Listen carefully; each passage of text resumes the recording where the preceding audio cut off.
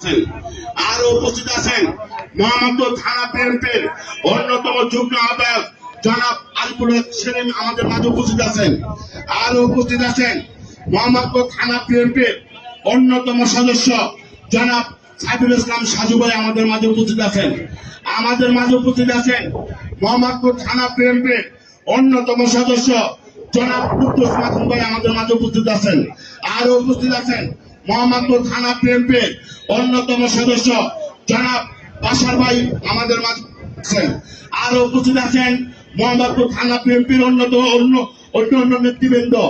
আরো উপস্থিত আছেন 34 নম্বর ওয়ার্ড বিএনপি আজকে সভাপতিত্ব করছেন সিনিয়র সহসভাপতি জনাব আব্বাস উদ্দিন চিশতি আমাদের মাঝে উপস্থিত আছেন। আরো উপস্থিত আছেন 34 নম্বর ওয়ার্ড বিএনপির অন্যতম সহসভাপতি জনাব খালিল বাসার মুফতি আমাদের মাঝে উপস্থিত আছেন। আরো উপস্থিত আছেন সহসভাপতি জনাব হালিম ভাই আমাদের মাঝে উপস্থিত আছেন।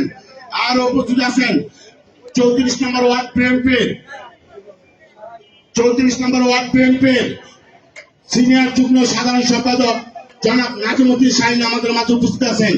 এই পর্যায়ে আমাদের মাঝে উপস্থিত হয়েছেন মহিলা দলের সভানেত্রী লিপি আপা আমাদের মাঝে উপস্থিত আছেন। লিপি আপা আপনারা অফিসের ভিতরে বসবেন।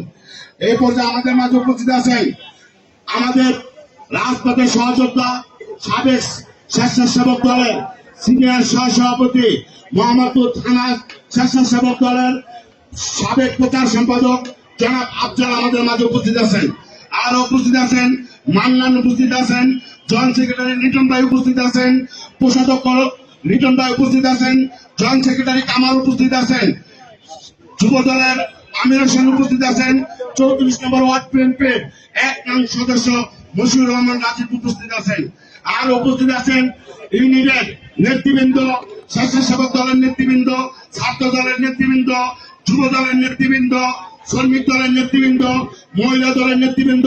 আপনাদের সকলকে জানাই 34 নম্বর ওয়ার্ড বিএনপির পক্ষ থেকে আন্তরিক শুভেচ্ছা অভিনন্দন। বক্তব্য দেওয়ার কিছু নাই। আপনারা জানেন এই ফ্যাসিস্ট সরকার নির্যাতন করে, নিপীড়ন করে, জেলে তিলে তিলে যাকে হত্যার চেষ্টা করে আজকে হত্যাই করেছে এই ফ্যাসিস্ট সরকার। আজকে তারা কোথায়? আজকে দেশেই তারা নাই। আপনারা জানেন বন্ধুরা, আজকে আমার একটাই স্বপ্ন ছিল, আমার নেত্রী, আমার মা বেগম খালেদা জিয়া জানে হাসিনার পতন থেকে এই পৃথিবী ছেড়ে ত্যাগ করে। ইনশাআল্লাহ আল্লাহ রাব্বুল আলামিন আমাদের সকলের স্বপ্নই ইনশাআল্লাহ পূরণ করছে। আল্লাহ চাইলে সবই পারে।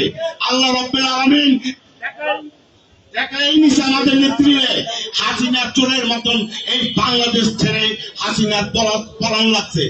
আপনারা জানেন এই হাসিনা বারবার বলছে আমাদের দেশের প্রধানমন্ত্রী, আমাদের দলের চেয়ারপারসন, আমাদের চেয়ারম্যান তারেক রহমানকে বলছে কিছু বলতে হলে বেটা বাংলাদেশে বল।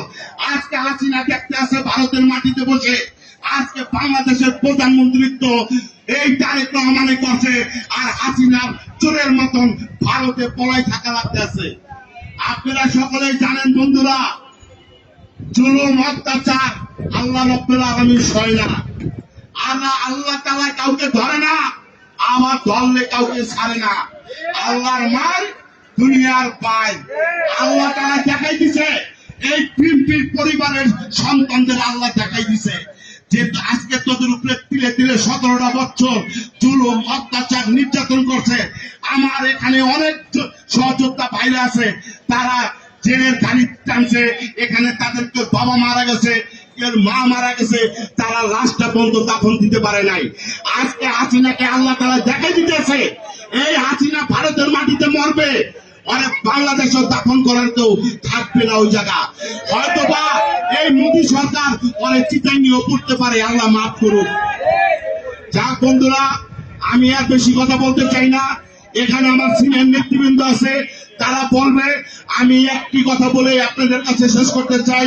আপনারা জানেন 34 নম্বর ওয়ার্ড বিএনপির সংগ্রামী সভাপতি, সেই সহপরিবারে উমরা হজের জন্য মক্কা মদিনায়, আল্লাহ রাসূলের রোজা, আমার নবীর ঘর, আল্লাহর ঘর বাইতুল্লাহ, নবীর রোজা জিয়ারত করতে উদ্দেশ্যে সৌদি আরব আছে। আপনারা সকলে তার জন্য দোয়া করবেন, আমাদের মা বেগম খালেদা জিয়ার জন্য দোয়া করবেন, শহীদ রাষ্ট্রপতি জিয়া রহমানের জন্য দোয়া করবেন, আরাফাত রহমান কোকোর জন্য দোয়া করবেন, আমাদের দেশের প্রধানমন্ত্রী, আমাদের দলের চেয়ারম্যান জনাব তারেক রহমানের জন্য আপনারা দোয়া করবেন। সে জানি এই দেশটা, এই দেশের জনগণকে জানি সুন্দরভাবে উপহার দিতে পারে। এই বলে আমি আমার বক্তব্য শেষ করছি। সকলকে ধন্যবাদ জানিয়ে আসসালামু আলাইকুম ওয়া রাহমাতুল্লাহি ওয়া বারাকাতুহু।